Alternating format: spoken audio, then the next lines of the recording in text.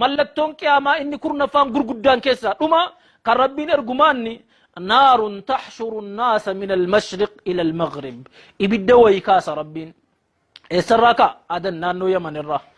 يمن الرا كاتي دچي كان ولينجيسي غرا بحر رس دايتي أمتا كان هنديوني أوفتي نمني توكو جلا هفون دندو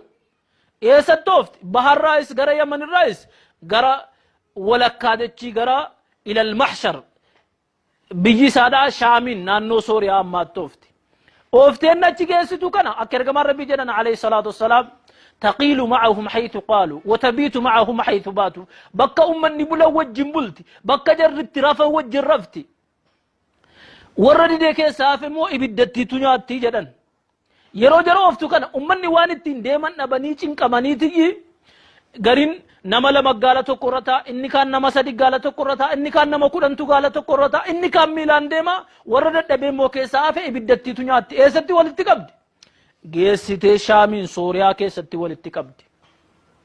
shaamiin sooriyaatti gaafasii walitti qabdee jettu alana rabbiin maal erga qilleensa way shaamitti erga qilleensa laftuu salphoo wahi maal gooti tokkoon qalbii mu'minaa keessa galte nama qalbii isaa keessa iimaanni xiqqoon hanga ija xaafiillee yoo jiraate ruuhii isaa fuuti eessattuu dhokatee jalaan ba'u osoo inni gaara tabba wayi qotatee illee keessa gale duukaa keessa galte ruuhii isaa fuuti jedhan ergamaan rabbi alayhi salaatu wasalaam sana booda maal tafare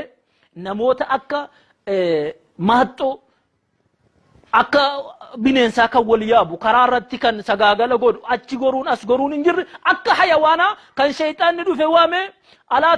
tustajiibuun meenaan hin bultanii jennaan maal si ajajamnu kottaa kana gabbara badii akkana hojjedha akka fedhan hojjetu dhaqanii kaabaa buqqisanii balleessanii habashota raasii dhaqaniiti kan ergamaan rabbii nutti mana alayhi salaatu wassalaam namoota miila dheeroo lama gurraacha dhaqanii kaabaa kana dhagaasii buqqisanii balleessu jedhan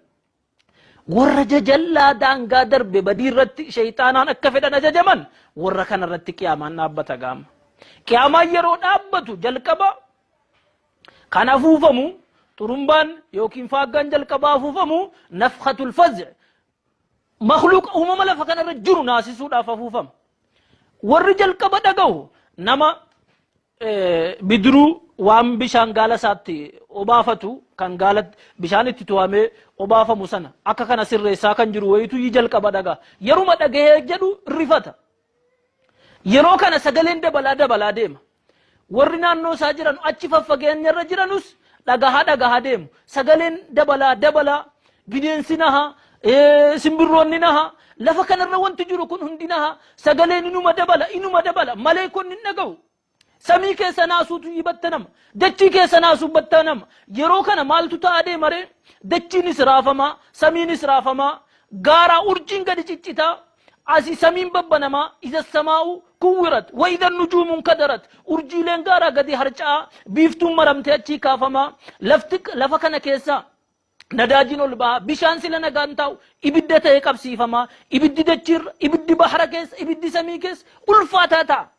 وقال الإنسان ما لها مالتات سمين دچين مالتات جده نمني إني لبون جرو هندي ساتو أرغو فميجة دچون